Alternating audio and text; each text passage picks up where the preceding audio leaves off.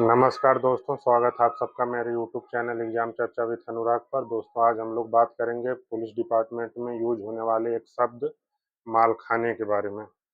दोस्तों, हमारे और आपके मन में हमेशा एक क्यूरियोसिटी रहती है कि पुलिस डिपार्टमेंट में ये जो शब्द यूज होता है मालखाना, इसका क्या मतलब होता है, इसके क्या मायने होते हैं, ये सारी चीज़ें आज मैं डिटेल में आप सबको समझाऊंगा। उम्मीद करूंगा कि आज के बाद आपके मन में इस शब्द को लेकर के सारे डाउट खत्म हो जाएंगे। लेकिन दोस्तों, आगे बढ़ने से पहले मैं ये चीज़ बता देना चाहता हूँ, अब आपके मन में ये सवाल आ रहा होगा कि पुलिस डिपार्टमेंट की इतनी अच्छी जानकारी या फिर इतनी गहराई से ये कैसे जानता है। दोस्तों, जैसा कि आप सबको पता है कि जब हम लोग बचपन में होते हैं, गर्मियों की छुट्टियां होती थी हम लोगों को, तो अक्सर हम लोग अपने ननिहाल घूमने जाने जाते थे। तो दोस्तों, हम लोगों का बचपन की छुट्टियां जो हैं ननिहाल में बीती, और मेरे मम्मी जो हैं उनके दो भाई हैं, दोनों लोग पुलिस डिपार्टमेंट में हैं। तो उसके बाद मेरे जो बड़े भैया हैं वो भी 2016 बैच के सिपाही हैं। और एक और शख्स है मेरे जीवन में, वो भी पुलिस डिपार्टमेंट में हैं। इनसे मेरा क्या संबंध है, ये क्या मेरी लगती हैं, ये ये आपके लिए सरप्राइज रहेगा। और ये सरप्राइज तब मैं आप सबको बताऊंगा जब मेरे चैनल पे 1000 सब्सक्राइबर हो जाएंगे। तब तक के लिए बात कर लेते हैं मेन टॉपिक जिसके लिए हम लोग आए हैं, मालखाना। दोस्तों, सबसे पहले दोस्तों मैं बता दूं कि मालखाना होता क्या है। तो दोस्तों, मालखाना जैसे हर पुलिस थाने पे कोतवाली पे एक कमरा होता है, एक रूम होता है जिसे हम मालखाना के नाम से जानते हैं। दोस्तों, एकदम सरल भाषा में समझाऊंगा।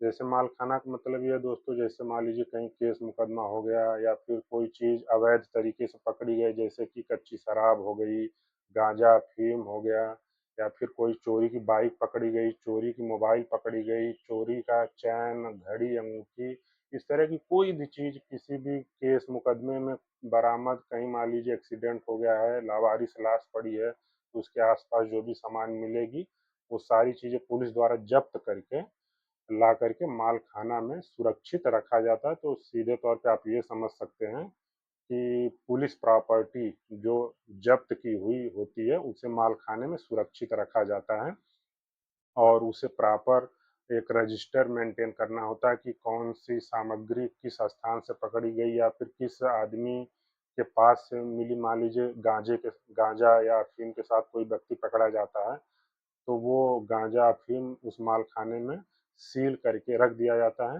और ये रजिस्टर पे पूरा प्रॉपर मेंटेन किया जाता है कि ये गांजा किस व्यक्ति से बरामद हुआ, किस डेट पे, किस दिन पे, कितने बजे, ये सारी चीज़ें रजिस्टर पे मेंटेन की जाती हैं। मालखाना का यही मतलब होता है कि पुलिस द्वारा बरामद की गई कोई भी अवैध चीज़ मालखाने में सुरक्षित तरीके से रखी जाती है। फिर आगे बात कर लेते हैं दोस्तों, इसमें जैसे कि क्या-क्या रखा जाता है, मैं थोड़ा डिटेल में बता देता हूँ। जैसे कि हथियार हो गया, चाकू, तमंचा आदि हो गया, कारतूस हो गया, चोरी का कोई किसी भी प्रकार का सामान हो गया, मोबाइल हो गया, वाहन के पार्ट्स या अन्य सामान हो गए, नशीले पदार्थ जैसे गांजा, चरस, अफीम, कच्ची शराब, इस तरह की कोई भी चीज़ अगर अवैध तरीके से पकड़ी जाती है तो ये हो जाता है।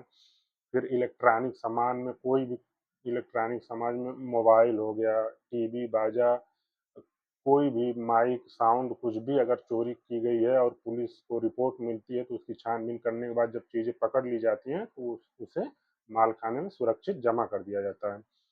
नकदी जैसे कैश मान लीजिए कहीं पर पकड़ा गया लाखों करोड़ों, या फिर किसी व्यक्ति ने अपने पास से कैश चोरी होने का मुकदमा लिखा दिया थाने पे, तो पुलिस जब इसकी छानबीन करती है तो वो कैश जिस व्यक्ति से बरामद होते हैं उसे सुरक्षित ला करके मालखाने में रख दिया जाता है। प्रकार की जैसा कि हम लोग फिल्मों में देखते हैं कि कहीं मर्डर हो जाता है, कहीं चोरी हो जाती है, तो जब चोरी वाले स्पॉट पे पुलिस पहुंचती है या फिर मर्डर वाले स्पॉट पे पुलिस पहुंचती है, तो वहाँ क्या-क्या सामान मिली, जैसे चाकू मिल गया, या फिर किसी का बाल मिल गया, या फिर कोई कपड़ा मिल गया, रुमाल मिल गई, तो कुछ भी ये जो इन्वेस्टिगेशन टीम होती है वहाँ से जो भी चीज़ें प्राप्त होती हैं उसे बड़े बारीकी से उसे सील करके ला करके मालखाने में रख दिया जाता है।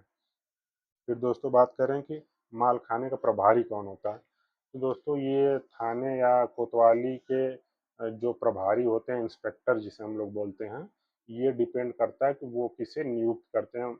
किसी एक पुलिस के कर्मचारी, जैसे ये यूजुअली अगर देखा जाए तो मालखाने का प्रभारी थाने का कोई हेड कांस्टेबल, जिसे हम लोग आम बोलचाल की भाषा में दीवान बोलते हैं, जिसके यहाँ कंधों पे 3 सफ़ेद फीती लगी रहती है, वो जिसे हम लोग हेड कांस्टेबल बोलते हैं। अक्सर उन्हीं को मालखाने का जो है अधिकार सुरक्षा करने का औचित्य सौंपा जाता है।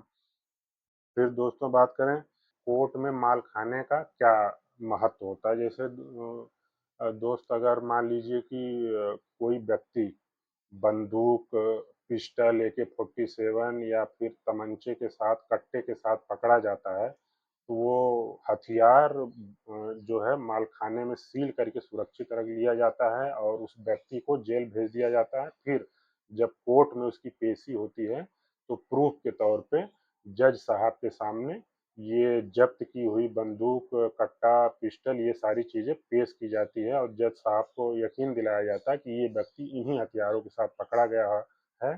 तब जज साहब अपना मुकदमा, अपना जो है डिसीजन सुनाते हैं। उसे जेल करना है कि क्या करना है, ये जज साहब के ऊपर डिपेंड करता है। लेकिन ये जो जब्त की हुई वस्तुएं होती हैं, इन्हें कोर्ट के आदेश पे जज साहब के सामने पेश करना होता है।